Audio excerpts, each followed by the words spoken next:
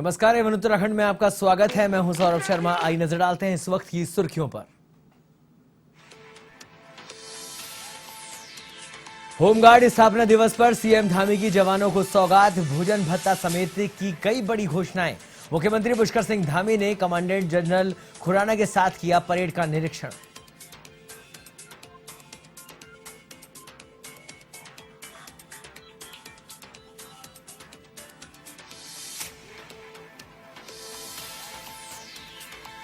कृषि मंत्री गणेश जोशी ने किया कृषि मेले का शुभारंभ। किसानों को दी जा रही है खेती किसानी में नवाचारों की जानकारी। स्थानीय विधायक सहदेव सिंह पुंडीर भी रहे मौजूद।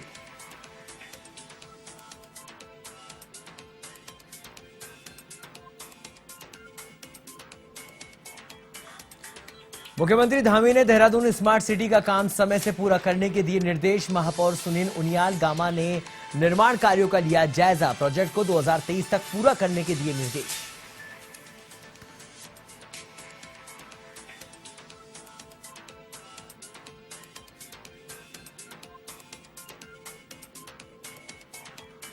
सोबन सिंह कॉलेज में कुलपति लगाने और छात्र संघ चुनाव कराने की मांग ने पकड़ा जोर। स्टूडेंट्स ने किया कॉलेज पर उग्र धरना प्रदर्शन। छात्रों की पुलिस से हुई जमकर धक्का मुक्की।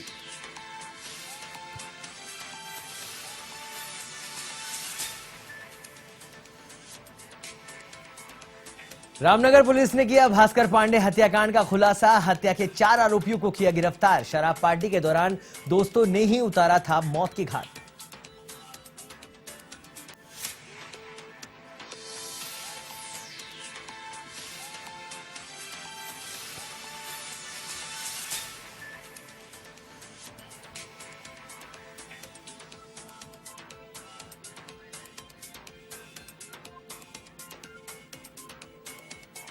और अब खबर विस्तार से। होमगार्ड स्थापना दिवस के मौके पर उत्तराखंड में जवानों ने रैतिक परेड का आयोजन किया। वहीं आपको बता दें, कमांडेंट जनरल खुराना के साथ मुख्यमंत्री पुष्कर सिंह धामी ने परेड का निरीक्षण किया। इस दौरान नागरिक सुरक्षा संगठन की झांकी भी शामिल रही। वहीं होमगार्ड जवानों ने कई तरह के करतब भी दिखाए। इस दौरान सीएम धामी ने भोजन भत्ता समेत की कई बड़ी घोषणाएं की।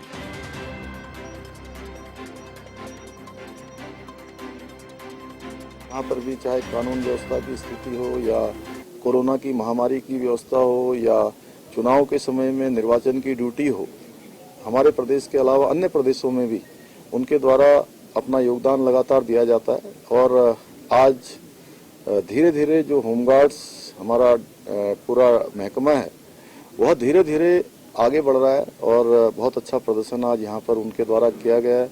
बहुत सारे प्रयास उनके द्वारा किए जा रहे हैं। तो निश्चित रूप से आज जो मैंने घोषणाएं की हैं उन घोषणाओं के माध्यम से कहीं न कहीं उनका सभी का प्रोत्साहन होगा। माननीय मुख्यमंत्री जी यहाँ पे आए, परेड का निरीक्षण किया और इसमें हमने उत्तराखंड होमगार्ड में पहली बार एक पहल ऐप का भी शुभारंभ किया है जो होमगार्ड्स की मेंटल हेल्थ के लिए है। उसको माननीय मुख्यमंत्री जी ने आज उसको लोकार्पण किया है। साथ ही साथ जो उन्होंने 4 घोषणाएं भी की हैं जिसमें 3 जनपदों में देहरादून, हरिद्वार और नैनीताल, इनमें पूर्व से ही एक महिला प्लाटून है यहाँ पर, लेकिन बाकी के जो उत्तराखंड के 10 जनपद हैं उनमें महिला प्लाटून नहीं थी और जिसमें आज माननीय मुख्यमंत्री जी ने स्वीकृति प्रदान की है। खबर उत्तराखंड के विकासनगर से है, जहां सेलाकुई में शुरू हुए 2 दिवसीय कृषि विज्ञान मेले को कैबिनेट मंत्री गणेश जोशी ने शुभारंभ किया। इस दौरान सांस्कृतिक कार्यक्रम का भी आयोजन हुआ। इस मौके पर कॉलेज के स्टूडेंट्स ने कृषि के प्रति जागरूकता प्रदान करने और स्थानीय कृषकों को कृषि संबंधित जानकारी दी गई। इस मौके पर कृषि से जुड़े विभिन्न विभागों द्वारा कई स्टॉल्स भी लगाई गई। वहीं प्रदर्शनी क्या वो सभी आकर्षण रही। इस दौरान विधायक सहदेव सिंह पुंडीर मौजूद रहे।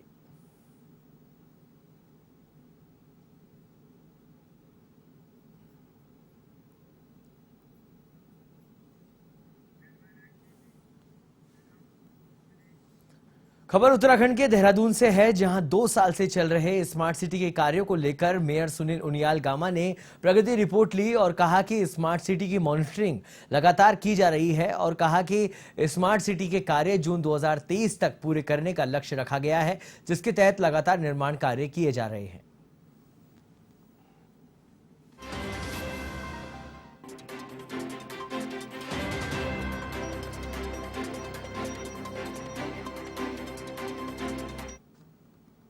लगातार हो रही है। माननीय मुख्यमंत्री जी ने भी संज्ञान लिया है। स्मार्ट सिटी के काम जो है जून तक पूरे होने, और हमारा प्रयास है, हम लगातार उसकी मॉनिटरिंग कर रहे हैं, हम लगातार उसका निरीक्षण कर रहे हैं और लगातार हमारी उसकी नज़र है, उस पर नज़र है। तो स्मार्ट सिटी के काम पूरे होंगे, समय पे पूरे होंगे। उत्तराखंड कांग्रेस की प्रदेश प्रवक्ता गरिमा दासोनी ने भाजपा को आड़े हाथ लिया है। उन्होंने कहा है कि भारतीय जनता पार्टी पहले तो कांग्रेस मुक्त भारत के नारे को बुलंद करती रही और अब खुद कांग्रेस के ही लोगों को पार्टी में शामिल कर रही है। दासोनी ने कहा कि ऐसे लोग जो स्वार्थी हैं, लालची हैं, वही कांग्रेस छोड़कर भारतीय जनता पार्टी में गए हैं। ऐसे लोगों की हमें जरूरत नहीं थी। वहीं कांग्रेस प्रवक्ता पर पलटवार करते हुए भाजपा प्रदेश मीडिया प्रभारी मनवीर चौहान ने कहा कि कांग्रेस पार्टी बौखला चुकी है।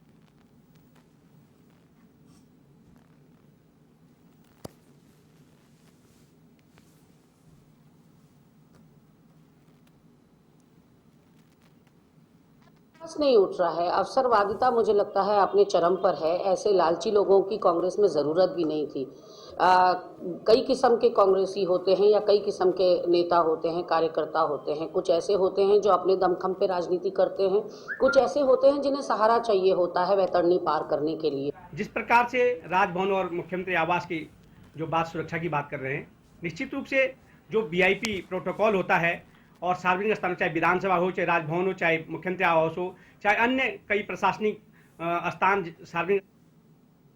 खबर उत्तराखंड के अल्मोड़ा से है, जहां सोबन सिंह जीना कॉलेज में कुलपति की नियुक्ति और छात्र संघ चुनाव को लेकर स्टूडेंट्स ने धरना प्रदर्शन किया है और अपना विरोध प्रदर्शन शुरू कर दिया है। वहीं आक्रोशित स्टूडेंट्स ने कॉलेज प्रशासन का घेराव किया, साथ ही कॉलेज परिसर में जमकर प्रदर्शन किया। इस दौरान छात्रों की पुलिस से जमकर धक्का मुक्की भी हुई। ऐसे में स्टूडेंट्स ने जल्द मांग नहीं मानने पर स्कूल बंद करने और सड़कों पर उतरने की चेतावनी दी।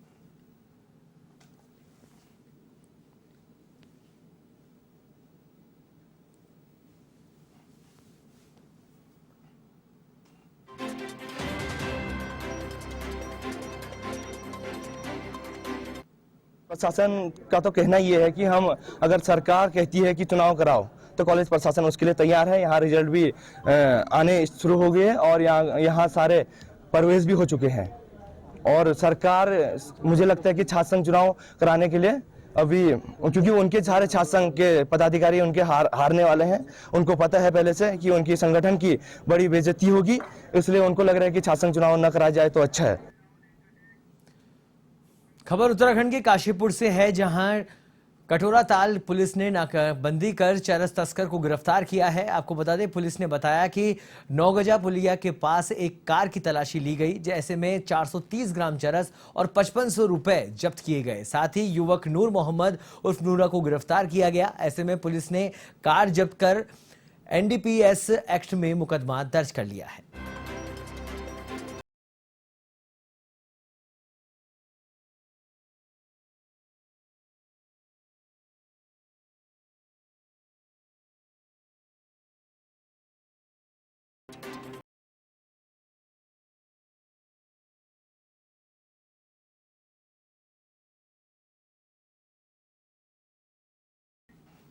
उत्तराखंड की रामनगर पुलिस ने भास्कर पांडे हत्याकांड का खुलासा कर दिया है। आपको बता दें, पुलिस ने घटना के कुछ घंटे के भीतर ही 4 आरोपियों को धर दबोच लिया है। एसएसपी पंकज भट्ट ने आरोपियों को गिरफ्तार करने वाली पुलिस टीम को 5000 रुपए का इनाम देने की घोषणा की है। आपको बता दें कि ग्राम सेमलखिया में निवासी भास्कर पांडे का शव शिक्षा विभाग के एक कर्मचारी के सरकारी आवास में बरामद हुआ था। मामले में मृतक के भाई उमेश पांडे ने कोतवाली पुलिस को रिपोर्ट दी थी। पुलिस की जांच में सामने आया कि भास्कर पांडे अपने दोस्तों के साथ शराब पार्टी कर रहा था। इसी दौरान किसी बात पर कहासुनी हो गई, जिसके बाद 4 दोस्तों ने मिलकर भास्कर की हत्या कर दी। फिलहाल पुलिस ने सभी आरोपियों को दबोच लिया है।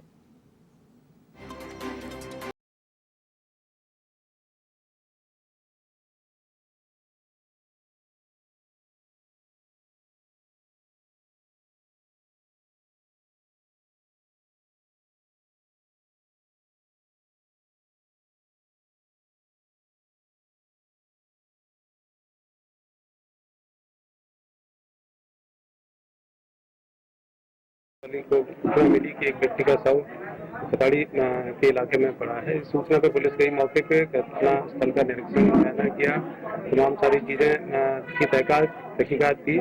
इस व्यक्ति की जो पहचान हुई भास्कर पांडे के रूप में हुई है। उनके भाई की तहरीर के आधार पर हत्या का अभियोग पंजीकृत किया गया और उसके बाद पुलिस ने इसमें तफ्तीश आगे शुरू की। अभी मामले का अनावरण करते हुए इसमें शामिल 4 अभियुक्तों को गिरफ्तार कर लिया गया है और इनको माननीय न्यायिक अभिरक्षा में भेजा जा रहा है। संविधान निर्माता डॉक्टर भीमराव अंबेडकर की पुण्यतिथि के अवसर पर राजधानी देहरादून में कार्यक्रम का आयोजन किया गया और आपको बता दें इस मौके पर प्रदेश कांग्रेस अध्यक्ष करण महारा ने घंटाघर स्थित अंबेडकर पार्क में डॉक्टर भीमराव अंबेडकर की प्रतिमा पर माल्यार्पण कर उन्हें श्रद्धासुमन अर्पित किए। इस दौरान कांग्रेस के तमाम कार्यकर्ता एवं पदाधिकारी भी मौजूद रहे। वहीं अंबेडकर की पुण्यतिथि के अवसर पर कांग्रेस मुख्यालय में भी कांग्रेस कार्यकर्ताओं और प्रदेश अध्यक्ष करण महारा ने श्रद्धासुमन अर्पित किए। वहीं पत्रकारों से बातचीत में कांग्रेस प्रदेश अध्यक्ष करण महारा ने कहा कि मौजूदा समय में संविधान खतरे में है और सभी कांग्रेस जनों को ने संकल्प लिया है कि वह संविधान की रक्षा करेंगे।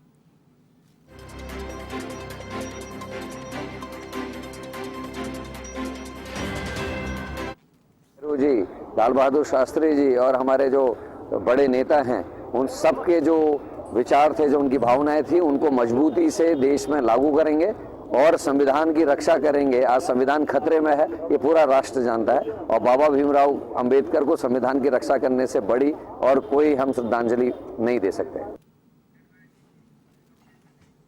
अल्मोड़ा विधायक मनोज तिवारी ने सरकार पर आरोप लगाया है कि विधानसभा सत्र को नियमानुसार चलाने में सरकार असफल सिद्ध हो रही है। उन्होंने कहा कि साल भर में विधानसभा का सत्र 60 दिनों से अधिक चलना चाहिए था, लेकिन महज 15 दिनों से अधिक सदन नहीं चल पाया है। सत्र के दौरान विधायक जिन मुद्दों को सदन में रखना चाहते हैं वह रख नहीं पा रहे हैं और सदन नियमों के विरुद्ध चल रहा है। वहीं इस बार बजट पर कोई चर्चा नहीं हुई है।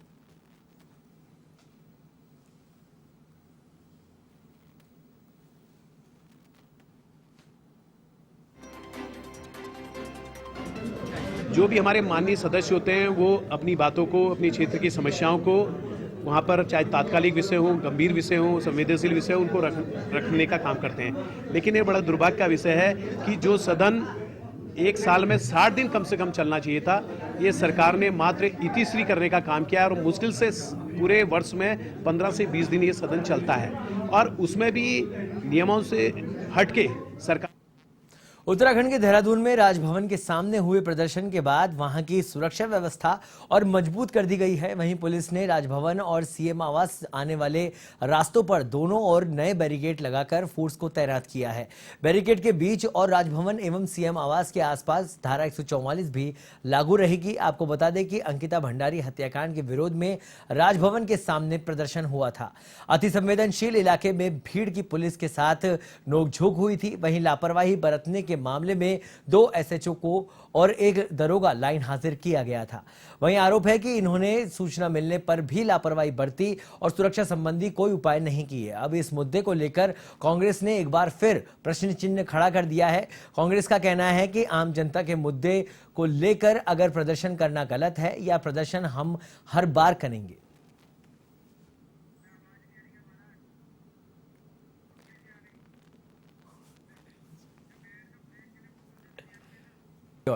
राष्ट्रपति द्रौपदी मुर्मू 8 दिसंबर को 2 दिवसीय दौरे पर हैं, देहरादून आ रही हैं और इस दौरान वह यहां द प्रेसिडेंट बॉडीगार्ड एस्टेट स्थित आशियाना में रात्रि विश्राम करेंगी। राष्ट्रपति 8 और 9 दिसंबर को देहरादून में रहेंगी। प्रस्तावित कार्यक्रम को लेकर शासन और संबंधित संस्थानों में तैयारी तेज कर दी गई है और पुलिस प्रशासन मुस्तैद है। आगामी 8 और 9 दिसंबर को उत्तराखंड में भारत की राष्ट्रपति आ रही हैं और अगर हम बात करें तो देहरादून काफी विकसित शहर है और यहाँ पर देहरादून में उनका आगमन हो रहा है। ऐसी स्थिति में जो सुरक्षा व्यवस्था है क्या किस स्तर का होगा और किस तरह से महामहिम के इस दौरे को देखते हैं, हम इस समय देहरादून के एसएसपी साहब के साथ हैं और इनसे बात करने की कोशिश करते हैं कि जो सुरक्षा व्यवस्था वो किस तरह का रहेगा। स्वागत। महामहिम राष्ट्रपति जी के जनपद भ्रमण के दौरान जो भी उनका प्रोटोकॉल है सुरक्षा के दृष्टिगत वो हमने पूरी वो व्यवस्था हम लोग कर रहे हैं। उनका जहाँ स्टे है, जहाँ जहाँ भी 2-3 जगह कार्यक्रम उनके हैं, वो कार्यक्रम स्थलों का भी हमने मौका मुआयना करके जो भी सुरक्षा प्रबंधन होता है वो हमने सुनिश्चित कर ली है। पर्याप्त मात्रा में पुलिस प्रबंधन किए जाएंगे, सुरक्षा व्यवस्था बहुत चौकस रहेगी और जो यातायात प्रबंधन है उस पर विशेष कार्य योजना बना के हम लोग काम कर रहे हैं, जिससे कि उनका जो जनपद भ्रमण है वो सकुशल संपन्न हो सके। उसमें जरूरत पड़ने पर डायवर्जन भी होगा। वैसे प्रयास किया जा रहा है कि डायवर्जन की नौबत ना आए, कम से कम इनकन्वीनियंस लोगों को हो, उसका हम विशेष ध्यान रखेंगे और फिर भी अगर जरूरत पड़े तो डायवर्जन भी किया जा सकता है। इसका कोई इसमें पर्याप्त है, जितने कम से कम जो है 8 कंपनी पीएसी रहेगी, पर्याप्त संख्या में यहाँ पे सिविल पुलिस, आर्म्ड पुलिस वो भी तैनात रहेगा और कुल मिलाकर के सुरक्षा की चाक चौबंद व्यवस्था होंगी, त्रुटि रहित सुरक्षा व्यवस्था रही, इसके हम सुनिश्चित कराएंगे। और अभी आपने सुना कि देहरादून भ्रमण के दौरान महामहिम की जो सुरक्षा व्यवस्था पूरी तरह से चाक चौबंद रहेगी और किसी भी तरह की कोई जो है दिक्कत वो बर्दाश्त नहीं की जाएगी। जो अगर हम देखेंगे तो जो यात्री होंगे उनके लिए भी डाइवर्जन की जो है विशेष व्यवस्था समय पड़ने पर की जाएगी। वीडियो जर्नलिस्ट आजाद सिंह के साथ प्रदीपान श्रीवास्तव, A1 TV देहरादून। अंकिता हत्याकांड मामले पर सियासत चरम पर है। उत्तराखंड में विपक्ष सीबीआई जांच और वीआईपी के नाम का उजागर करने को लेकर लगातार प्रदर्शन कर रहा है। वहीं अंकिता हत्याकांड मामले में भाजपा ने कांग्रेस पर सवाल खड़ा करते हुए कहा कि कांग्रेस हवा में लाठी न चलाए। अगर कांग्रेस को वीआईपी का नाम मालूम है तो सरकार और एसआईटी को नाम बताए। वहीं सरकार इस मामले में निष्पक्ष जांच कर रही है। वहीं अब आरोपियों का नार्को टेस्ट भी कराने की प्रक्रिया तेज कर दी गई है।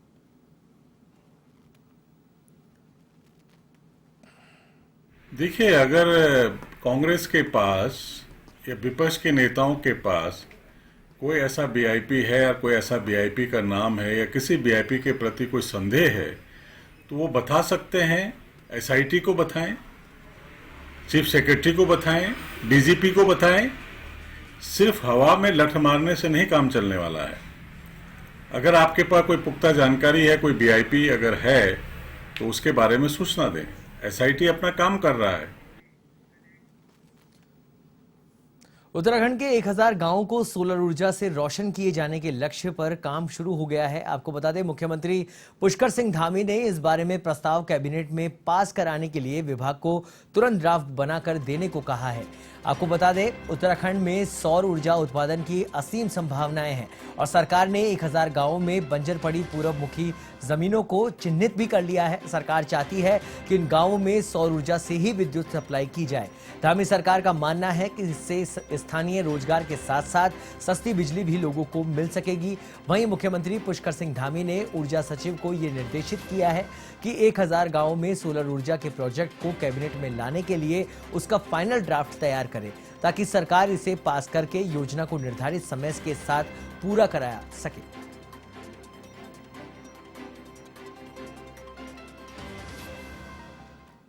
को अन्य राज्यों पर बिजली के लिए निर्भर न रहना पड़े, इसके लिए हमारे यशस्वी मुख्यमंत्री माननीय पुष्कर सिंह धामी जी ने एक ऊर्जा के क्षेत्र में हमारा देश में नंबर 1 हमारा राज्य बने, इसके लिए एक मास्टर प्लान तैयार किया है। इसके तहत हमारे उत्तराखंड में 1000 गांवों को सौर ऊर्जा गांव बनाने का प्लान चल रहा है और जो जल्द ही इसको कैबिनेट में लाने का निर्णय लिया गया है। एवन उत्तराखंड में फिलहाल इतना ही। देश और दुनिया की तमाम खबरों के लिए आप देखते रहिए A1 TV। नमस्कार।